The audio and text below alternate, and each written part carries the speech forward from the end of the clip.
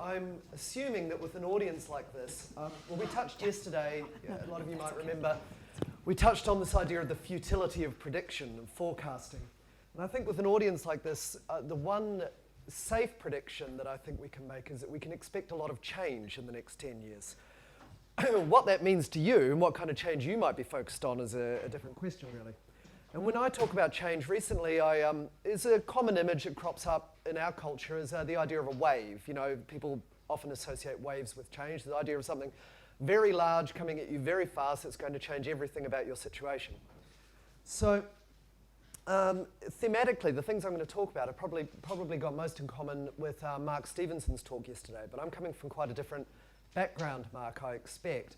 So just very quickly about me. My background, my training was in psychology, experimental psychology, AI, looking at the way people make decisions, that kind of thing. But I was also a founder member of the UK Transhumanist Association, which evolved into one of the organisations hosting this meeting. So I'm a transhumanist, and very recently I've also decided that I'm part of the Zeitgeist movement, so I've got a lot of sympathies on that side of things as well. The group I'm here in my capacity as being part of the Wave Research Institute, which is just a very new, very small think tank, basically looking at massive change coming soon and what it means for us as a society. And I'm going to be a little bit of a doom monger, so I wanted to give you a bit of context. I am a transhumanist, I am an optimist, but there are two key things, we'll come back to this at the end, two key things to take away today. One is that I believe that of all the massive change coming in the next 10 years, there is potentially a vast amount of promise, but there's also massive risk. And so basically 10 years from now, I think humanity is going to be at a crossroads where we have the potential to have the makings of a fantastic civilization. But we also have the potential for terrible, terrible disaster coming from any number of angles.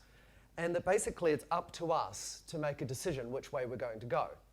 That things are not going to magically work out one way or the other. And unfortunately, in my opinion, by doing nothing, by just generally taking the default position, things will probably turn out to be more bad than good. So let's just start with three big sections. The first, there won't be lots of text, don't worry, this is sort of section one overview. So something to bear in mind is that quite often futurists and people in areas such as transhumanism, singularitarianism, and so on, they'll often think in terms of converging technologies. So the classic example is, for example, when the human genome was being mapped, a lot of people did not foresee how the developments in information technology would have corresponding influences in the development of biotechnology. So people were saying you won't map the human genome for another 100 years, and then it happened in about 8. So the people were surprised by that. But a lot of futurists will say, well, you shouldn't be surprised by this, we have converging technologies and so on. But what they often don't see is that risks converge as well. You get interlocking risks. So you don't have this type of risk, this type of risk, and this type of risk happening independently. They're interdependent, they're interlocking, and one type of risk increases the likelihood of other types of risk coming to fruition. We'll come to that a bit more in detail, but in a moment. But the big thing to bear in mind here is that we're coming to a crossroads 10 years from now. And in many ways, some of the smaller forks in the road that we had the choice between going one way or another, a lot of those little forks in the road that lead us to the big crossroads, we've passed them already. Some of our decisions have been made for us. So first, on an optimistic note, as I say, I am a transhumanist. I do think that converging technology holds vast potential for improving not only the human condition on an individual level, but on a society-wide level. We have the potential to come out of the next few decades in an amazing place. Now, I'm not going to go into detailing that kind of thing because I think a lot of our other talks have gone into that, and also a lot of people who are here at the meeting are here because they already believe this. So to be a little bit of a contrarian, I'm going to focus on the risks a little bit more. So, and some of these things, they're not risks that you've never heard of. They're stuff that's in the news every day. But what I want you to think about when we step through them briefly is how each of these risks is not an island, is not a scenario that stands on its own, that either happens or it doesn't. And you can't say, well, what's the probability of this risk happening? And then ignore all of the other risks. You have to think, well, what's the probability of this risk happening? What is the probability of this risk coming to create a real problem if some of the other risks have already come partially to fruition? And if something terrible happens in this category, what are the chances that it could have a knock-on effect in other areas? So we're just talking about the promise of technology. You could have various health breakthroughs we've talked through. You could have super longevity, super intelligence, and so on. The beginnings of these things 10 years from now. But there is also potentially downside of such technology. Now, it's sort of the most extreme scenario, and whether or not you think it's plausible, it's sort of a flagship example, is the idea of grey goo. So you've got runaway nanotechnology. I'm not saying that grey goo is a serious risk 10 years from now, but there is this, on that side of things, you've got the whole category of technological risks. So where we've got a technological innovation, as the excellent first talk we had this morning pointed out, we have to show that we're aware that there are risks, and that in pursuing any technology, you have to have an intelligent cost-benefit analysis. You can't just say, it's going to be great, and pretend that we're not aware of the risks. We are. We're just trying to intelligently address them.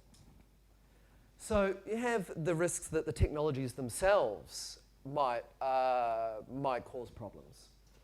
And then there are environmental problems, and obviously you can see relationships. I've tried to pair these things in ways that make it obvious that these risks are not independent.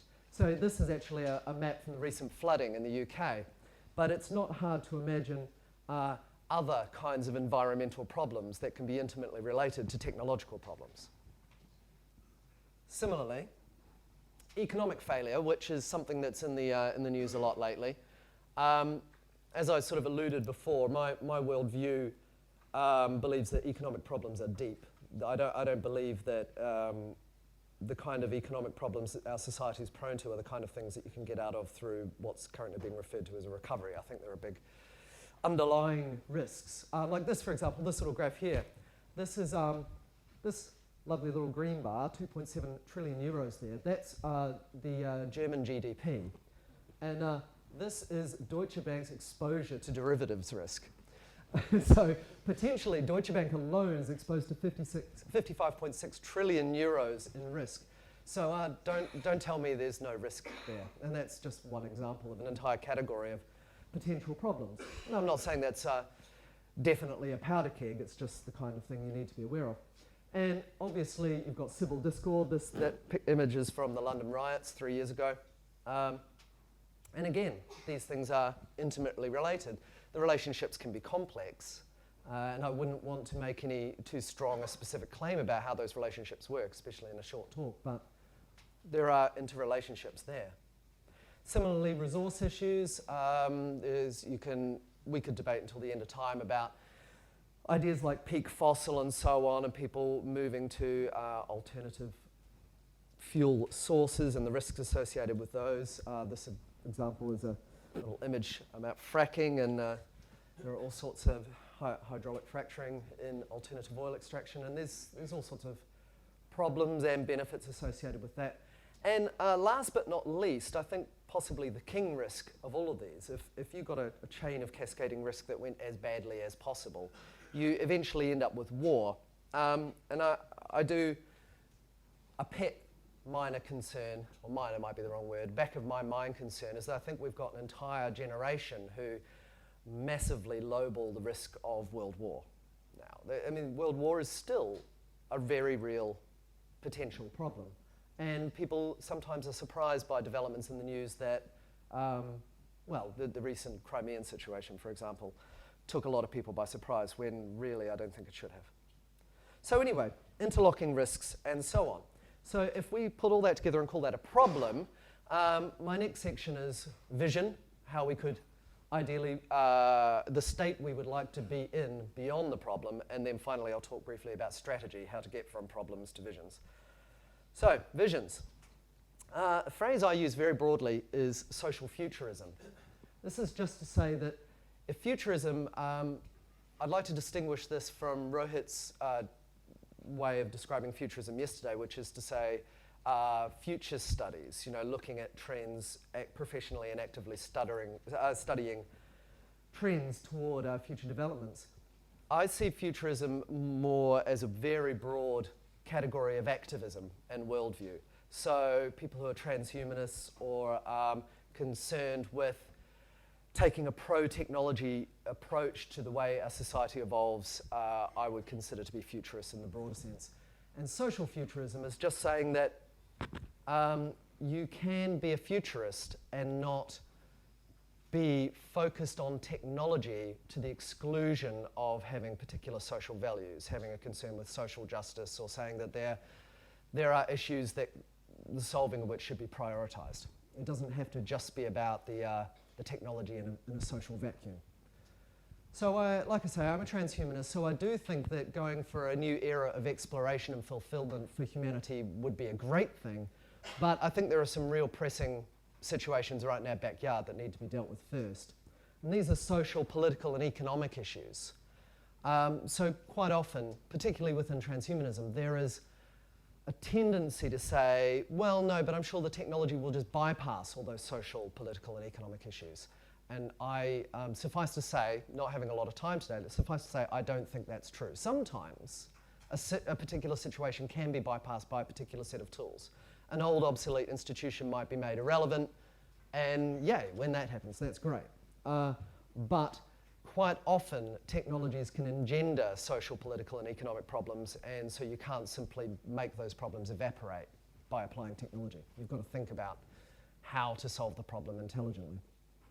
So I'll go over these things in a little more detail, but the takeaway for this section is that I don't believe that we can leave our highest societal imperatives up to things like the markets and short-sighted political processes. That is not to say that traditional political processes don't have their place and that markets aren't fantastic for certain things, but I'm just saying that our highest societal imperatives are the kind of thing that we should actively and intelligently set as citizens and human beings. We should say, this is our highest priority.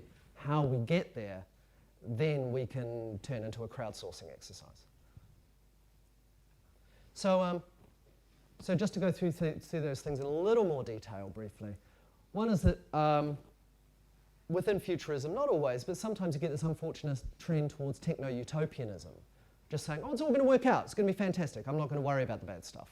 And in line with the first talk this morning, I would say that that sends out a worrying message. It puts a lot of people off who might otherwise have brought something really valuable to the conversation.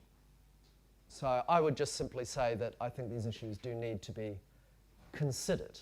I mean, they are part of the fabric of life that we're trying to make better with the technology. So let's not try to pretend they're not there.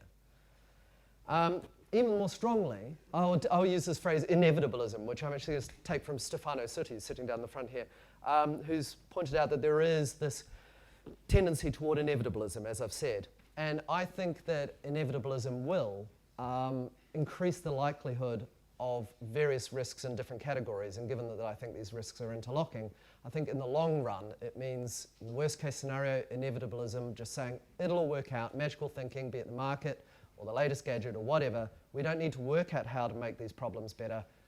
It'll be fine. I think that will just mean that we get a bad outcome. And bad outcome with this amount of change, these kind of technologies, is very, very bad indeed. So what would I do differently? Well, I know it's not very sexy, but I would say use a hefty dose of common sense, which is to say try to go for a sweet spot of regulation. So try not to be too permissive or too restrictive. So when people panic, not just individuals, but the whole of society, we have a tendency to rush for magical thinking solutions that are overly permissive, or sort of totalitarian solutions, saying, I've got the answer and everyone has to do what I have to say. I think these are both failure modes. So try to strike a balance. Whenever there are two positions, try to think about whether there's an intelligent balance to be struck between them. And at the same time, try to bear in mind at all points, what is the moral and ethical and social magnetic north that you're aiming for? What's the ideal? If you were a company, you'd have a mission statement. Does our society have a mission statement?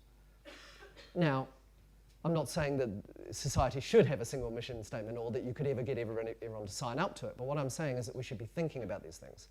if you thought society should have a mission statement, what would be in it? That's a question for you to think about. I'm not going to give you an answer. Last but not least for this section, the institutions are part of the problem. There are a lot of institutions we could be talking about, but primarily I tend to think in terms of political institutions, traditional political institutions. We heard quite a lot yesterday about how within any given sector, usually innovation comes from the edge because there is not an institution already in place regulating or controlling or damping down that innovation. The telephone operator switchboard is, you might think of it as either an obsolete institution in itself or a metaphor for the whole category of the things. These are people who put different people in touch with each other. And those, thanks to the technological innovation, those people were able to get in touch with each other directly without a third party. This institution became obsolete. I would say that political institutions have the potential to go the same way. And in fact, we're already seeing it happening. It's just a matter of what we make of that situation. So finally, strategy. Time's short. We've known about these problems. Nothing I've said is new in the sense that humanity hasn't already known about it for decades. But we're running out of time to do something about it. And we've got all the tools on the table to deal with the situation properly. It's just a question of how we approach these things. I'm going to take it as given for now, another conversation to have another day, but I think traditional political systems are incapable of solving the problem. And that's, putting it generously, that's me assuming that they would solve the problem if they could. I'm not actually even sure that's true, but let's just say for now that they would like to solve the problem and they demonstrably cannot. And also, a lot of people talk about a grand conversation that everyone should come together and talk about how the new technologies are going to evolve and be implemented and so on. But what we're seeing again and again and again is that new technologies don't wait for the lawmakers and the ethicists and the public to get together and have a big ethical conversation. The technology just rolls out. It waits for no one. And so finally, I'll go into it in a moment how this works, but I think that what we really need to be doing is finding the people, sort of go with a bottom-up approach. Don't try to have a big conversation and then impose it on everyone. Find the people who are already in positions of high influence who could form the basis of new, capable institutions to try to bypass the old ones that aren't helping us come to a good resolution of our problems. So broadly, I'm speaking about networks. Buckminster Fuller is a man of 1,000 fantastic quotes, but here's my favorite, just this idea that you don't try to change a broken reality. You build a new model next door that makes the old one obsolete. And when I think about that, I tend to think in terms of networks, that a lot of these networks already exist or are emerging, and they represent different areas of society, often overlapping, interconnected, that have different skills, outlooks, connections, resources, that kind of thing.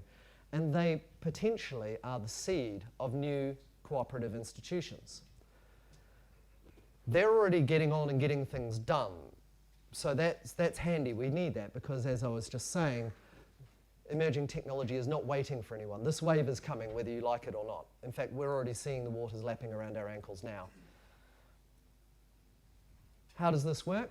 Well, I don't believe it's a flat network. We've already got islands of connectivity out there. There are entire movements, there are governmental and corporate institutions that have resources. Some of them have approaches to things that are better than the others. But that what they represent when they're already organized are high leverage points in an emerging network, which is to say that they already are in a position where if they put in a minimal amount of effort, they get more outcome than other people in the network would. So what I would encourage is that people try to think about, okay, what are these networks that have values that I agree with? The single encapsulating phrase I look for is positive social change through technology. It's up to you to think about what you think positive social change would be, but I would mostly say it would be avoiding the major pitfalls that I started out the talk with. And through technology just means that I don't think Luddism is going to provide any answers here. So think about it. Who are the already influential people with networks that you can help out with, or what networks could you build and create that believe in positive social change through technological tools? Start networking, building your network, helping others, helping them communicate. and see if you can find the seed of new alternative institutions in them that you can put your faith in, as opposed to governments that are not doing the job. So, last slide here. It's a bad little joke, I suppose, but this is singing from the same hymn sheet. The last piece in the puzzle is that when you've got these emerging new alternative institutions that are coming out of the networks that some already exist, some are coming together, the main thing is that they have to coordinate their activity. Okay? Otherwise, you're just back to magical thinking. This network over here is going to do what it wants to do to solve problems. That network over there is going to do what it wants to do. And then magically, they're going to come together with a solution.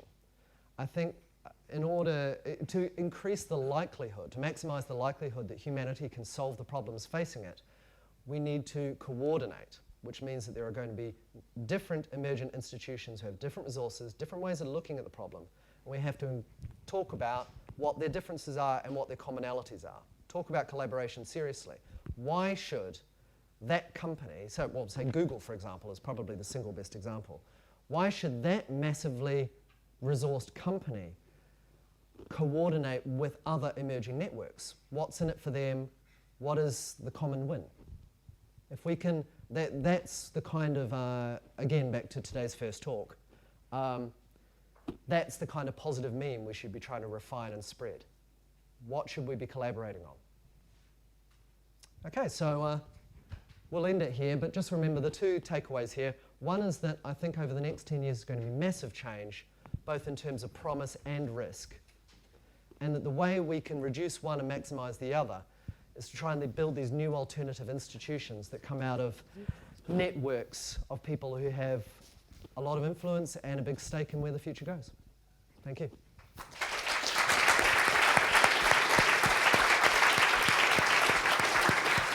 Thank you, Amon. Okay, let's have some questions. Oh, over here first. Yes, sorry.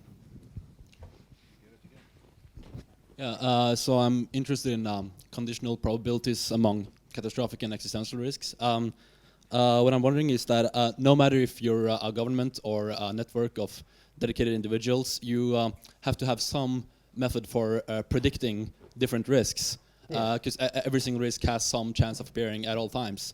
And I've seen very impressive methods for, based on probability theory or complexity theory for modeling the most likely risks, which we'll tend to avoid.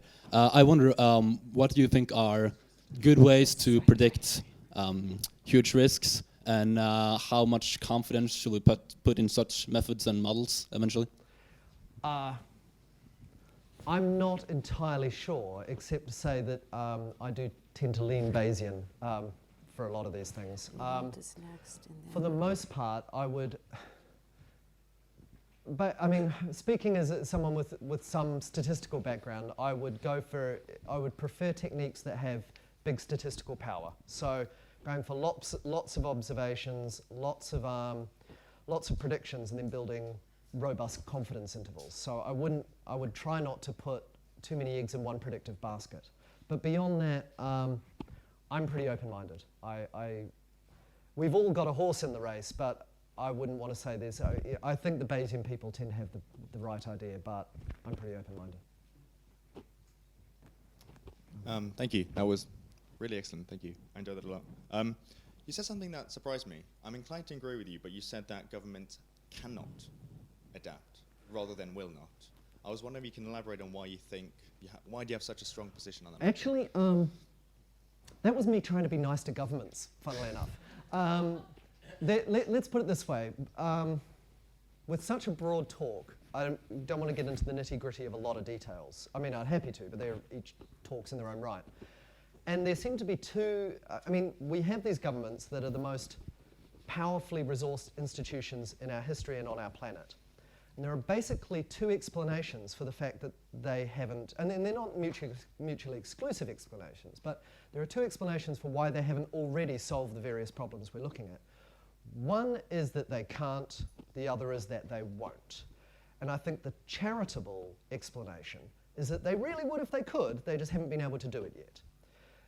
As I say, I actually have deep suspicions that, and it's usually not about individuals, although sometimes it's about that as well, I think often there are institutional incentives to not do the thing that humanity needs. I think that's a problem. A lot of the time, institutions have unintended consequences, and I'm not. Let's put it this way: governments kind of. I was thinking this as I was speaking. The governments kind of came into the firing line a fair bit. I'm not anti-government above any other large institution that has inertia and isn't doing what we need it to do. It's just that governments right now are the ones who ostensibly are supposed to be fixing humanity's problems, or they're our representatives. They have access to the largest resources and so on. But I think there are plenty of other institutions that would do just as bad a job given half a chance. Question, please.